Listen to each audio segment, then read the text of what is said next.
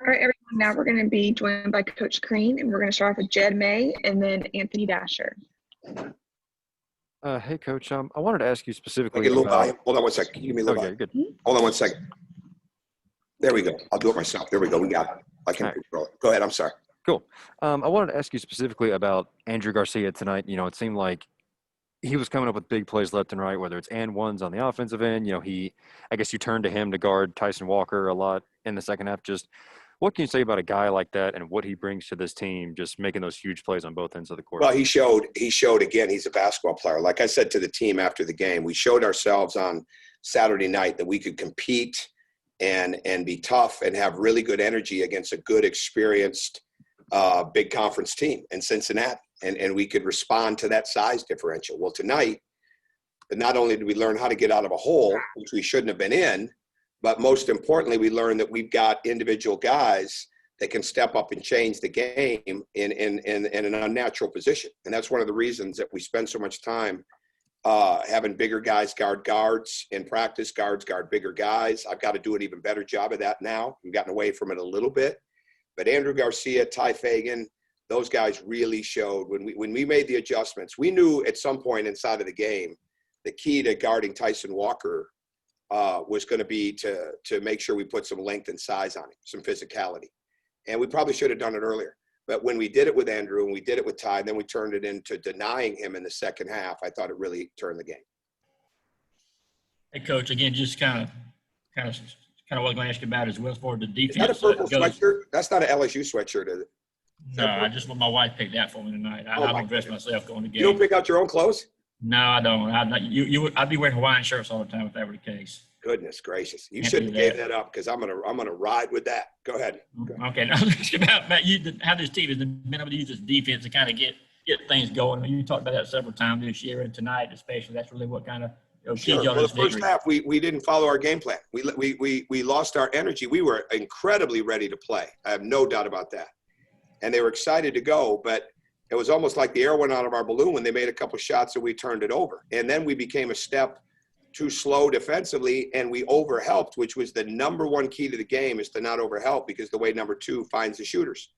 And we did. I mean, we just kind of lost our focus, and because the ball wasn't going in the basket as much, and we've got to outgrow that. But the bottom line is the defense really did pick up. We had 32 deflections in the second half. We held them to 5 of 30 in the second half. We outscored them 44-13. We had some tremendous differences in plus minus in the second half. Another game, we had 3 guys in double figures on the deflection. So we made strides, and that's just what we have to understand. That's how we're going to win. But what I liked about tonight is Severe could guard somebody bigger, and he was very comfortable with it, and they didn't like it. And we could go bigger on a smaller guard, and the guard didn't like it. And one of the reasons I didn't really panic at all in the first half is because we were missing layups, we were missing free throws, and they were really trying to push the pace. And I just wasn't quite sure that they would be able to do that the entire game. But we had to make some shots and get our defense going and get some 3 stops in a row. We didn't have 3 stops in a row at all in the second half, or in the first half, and I think in the second half we had 6 or 7. All right, up next, let's have Davis Baker and then Mike Griffith. Hey, Coach. How important do you think it is to have multiple comeback attempts like you've had so far in non-conference play, especially as you head into SEC play?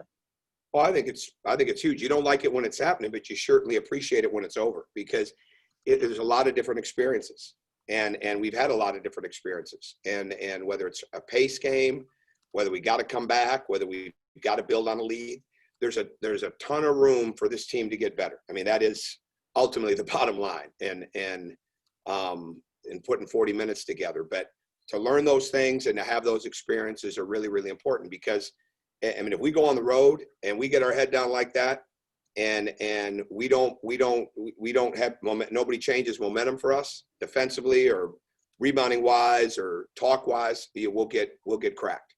And we've got to learn that. We've got to learn through that. But to come back tonight, the way we came back with the defense and the rebounding, and then the fact that they had 15 points off our turnovers in the first half, and in the second half they only got 3. That is as big a stat as there is in the game for us. Coach Tamani again, second half. Can you just talk about his surge? I mean, he really seems to be the pivotal guy on this team. He is, yeah, and he's not even 100% healthy right now, Mike. I mean, we've been limited with him in practice, and he did a really good job. I don't think I took him off the floor in the second half till I took him out at the very end, and he had 3 fouls during that, so he did a really good job. You know, we took Severe out when he had 4, but bottom line, he's versatile. He's got to become one of those guys that can get up and guard a guard like that constantly. But he's very aggressive. Again, he had 13 deflections, and he's playing with confidence. He's not playing 100% healthy, but he's playing with confidence. All right, up next is have Tori Heck and then Griffin Callahan. Hey, Coach, kind of following up on that question, how important is it for you from a coaching standpoint with the experience you've had? How much does that come into play when you're in a game like this? For me personally, Mm-hmm. I don't panic, right? I don't panic. I'm reading the game. It takes time to understand your team, to learn your team. And so there's a learning process that you get over the first few weeks of playing games that you apply in your mindset. Like we were missing layups, that the bottom line, we were missing free throws. We were quiet. Now, if the quietness and the activity didn't change, then we get beat, and we get beat badly. But I was confident that it would. And I think when I say I never panic, I keep my energy up and then looking to make the adjustments. And we made the adjustment of going bigger on Walker. And then we made the adjustment in the second half to deny him the ball back best we could. And our guys did an excellent job of that. So I think when you go through a lot of situations, you got to stay positive. You just got to, these kind of games around Christmas, okay, you better be upbeat because you might have to grind through it because mentality-wise, no matter how hard you practice, okay, one or two things going to happen. They were either locked in, okay, which we weren't at the beginning, even though I very much thought we were, or you're going to come out and you're going to cruise. And we didn't cruise. So we learned a lot inside of this game. And it was just really a matter of getting that talk back. It's not about lighting somebody up and being after them. It's just about continue to be positive and talking facts and clarity, not talking emotion. Thanks, Coach. Mm-hmm. Yeah. Hey, Coach. How I big? think that sweater he's wearing is purple. I think that's an LSU color. I just think a little bit. I really do. Can I see that again, Anthony? Can we put Anthony Dasher up there again? I swear that thing is purple. Anthony, will you say something? Purple is a Christmas color, I thought. I mean, am I wrong about that? It looks purple. That looks purple. But that's purple. okay. It is purple. It is purple. Yeah, it is purple. It looks LSU to me. Okay, but that's okay. That's okay. My brother-in-law went there, but that's a different story. That's okay. I'm kidding. Go ahead. Hey, Coach. How big of a factor do you think? Griffin might have on purple too, but I can't see him, so he could have a purple one on too. But go ahead, Griffin. Yeah, no purple. Sorry about that.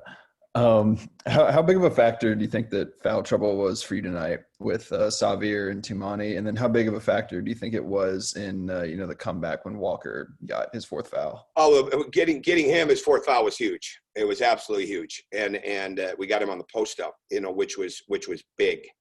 So no, there's no doubt, and he still played 33 minutes. So I don't want to 33 and a half minutes. I don't want to look at it and say that was the difference in the game. But him being out, we were already making our run when he went out, and we were able to build on it. I think the fact the way Justin Carr played, like without Michael Starks available right now, the bottom line for us is we cannot have Justin and Severe off the court at the same time, even though they're both starters. So there's going to be extended minutes, and Severe had more extended minutes off the floor because of the 4th foul. And we were playing time and score in that situation. And because you always have to prepare like you're going to need that guy at the end of the game. So you don't want to put him in too early. But I think it's crucial that we were able to overcome the foul issues, that they didn't become tougher. We wanted to keep them, especially Walker, off the foul line. That was a big deal. He was 0 of 1. I think he had 33 free throws in 4 games coming into the game. So keeping him off the line was another key to this game. But we made our adjustments, and we were able to work through the fouls. All right, and last question will be Palmer Thames. No purple over here, Coach. I see that. You look like you're back where I'm from in Michigan with that. It was 55 degrees today. People were in shorts. Is it that cold in your house? I'm home, Coach. Okay.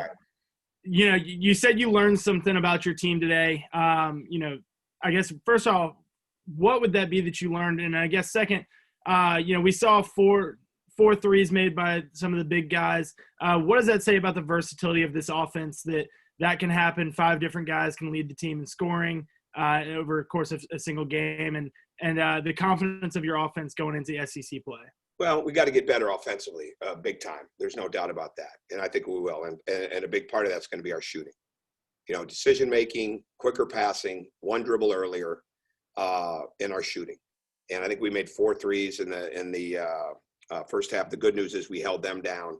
But the biggest thing I learned, I think I said this, is that we had different guys, bigger guys that could step up and they could go in different matchups and guard a guard, and Xavier could guard a bigger guy over an extended period of time, not just in a switch game, because we didn't want to be as much in a switch game. But we got a little more aggressive with trapping and then trying to make sure that we weren't letting Tyson get the ball back as much as we could.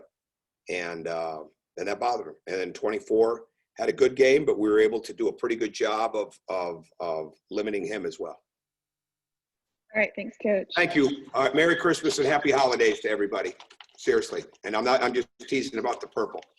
If I could, I don't know what color. Mike Griff's got like a mauve shirt. It's like mauve, but I can't, I just hope I don't see Anthony Dasher and it's really like there's an LSU logo on the sleeve of that sweatshirt. There could be though. But Merry Christmas. See ya. Merry Christmas, everyone.